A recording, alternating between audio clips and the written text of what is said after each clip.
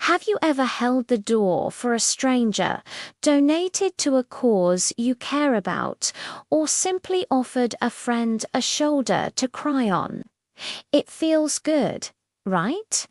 That warm, fuzzy sensation we get from helping others is often called the helper's high, but it begs a fascinating question.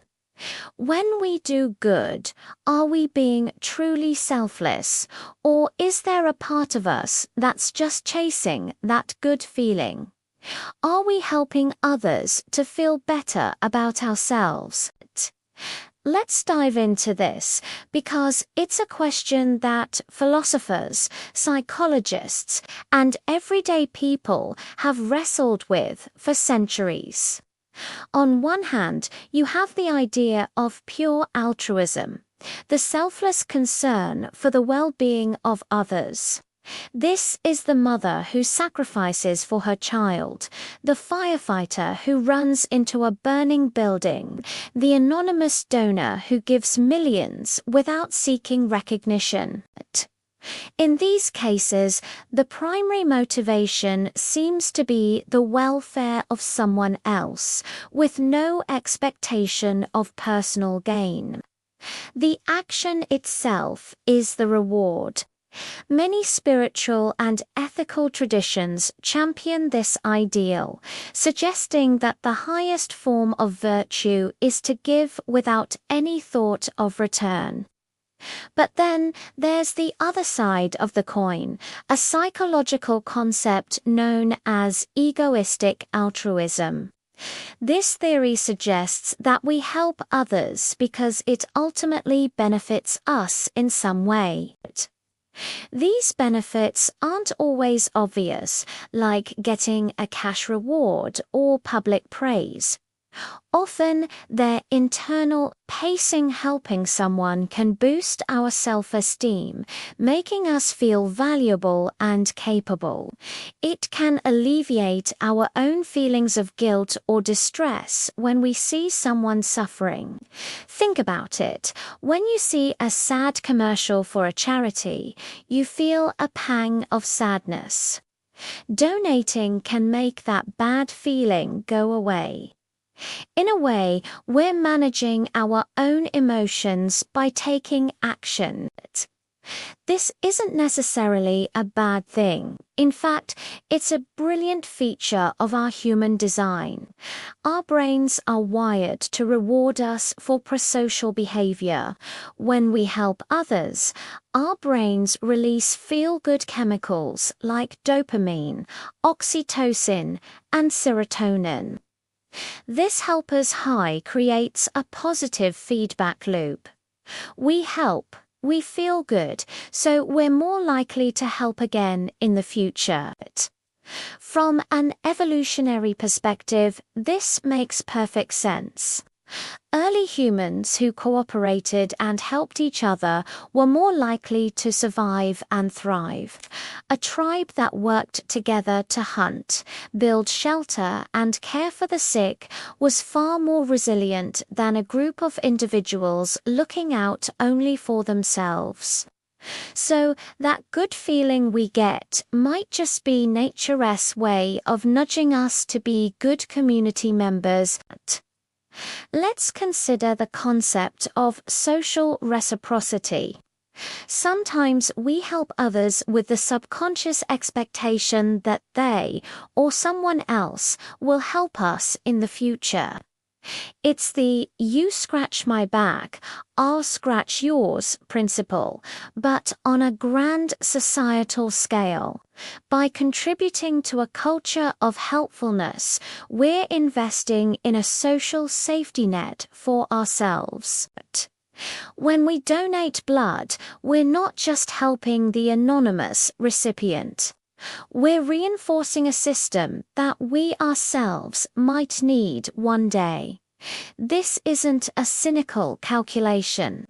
It's often a deep, instinctual understanding of how communities function. Furthermore, our identity is deeply intertwined with our actions. We all want to see ourselves as good people. Performing acts of kindness helps us build and maintain that positive self-image. When we help a neighbor carry their groceries, we're not just helping them, we're reinforcing our own identity as a good neighbor. This act of self-signaling is powerful. It aligns our actions with our values, which reduces internal conflict and leads to a greater sense of well-being and purpose. In a way, helping others is a form of self-actualization. So, does this mean there's no such thing as a truly selfless act? Not necessarily. It's probably not a simple either-or situation. Human motivation is incredibly complex, a messy, beautiful mix of different drives. An act of kindness can be motivated by both genuine empathy for another person and the desire to feel good about ourselves, all at the same time. These two motivations aren't mutually exclusive. They can coexist and even reinforce each other. Imagine you see a child fall and scrape their knee. You rush over to help. Is your first thought, "This will make me feel good"? Probably not. Your immediate gut reaction is likely empathy. You feel a shadow of their pain and have an instinctual desire to comfort them. The good feeling that follows the relief, the satisfaction, is more like a bonus, a confirmation from your brain that you did the right thing. The initial spark was genuine concern. The resulting good feeling is the reward that encourages you to do it again. Perhaps the real question isn't, are our motives pure, but does our help make a positive difference? If you donate to a shelter, does it matter if part of your motivation was to ease your conscience, as long as a family gets a warm bed for the night? If you volunteer at a soup kitchen, does the warm glow you feel diminish the fact that someone gets a hot meal? The impact of the action is real, regardless of the complex web of motivations behind it.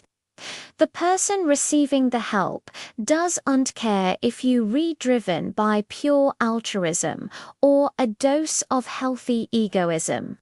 They just care that someone showed up.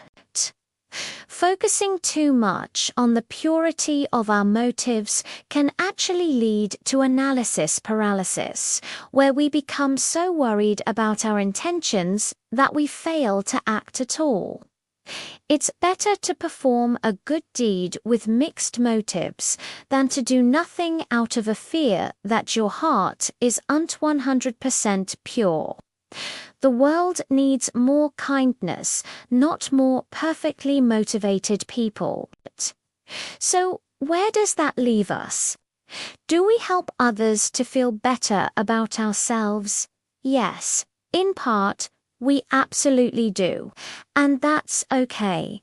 It's a feature, not a bug, of our humanity. Our capacity to feel good by doing good is a powerful engine for positive change in the world. It connects our personal well-being with the well-being of our community.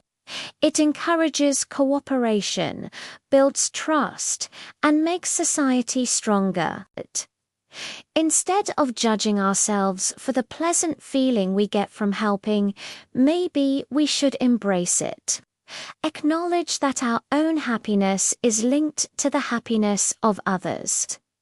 This realization doesn't make our good deeds less valuable. It makes them more sustainable. When we see helping not as a sacrifice but as a path to our own fulfillment, we are more likely to make it a consistent part of our lives. So, the next time you do something kind and feel that warm glow inside, don't question it. Savor it.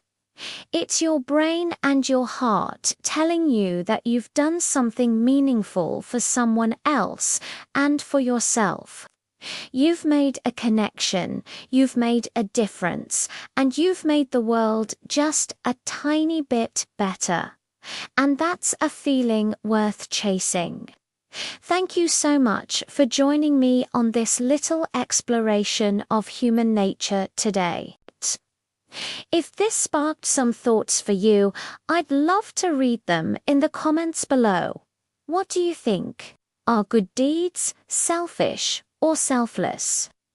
Don't forget to like this video and subscribe for more content that makes you think. Until next time, take care and be kind to others and to yourself.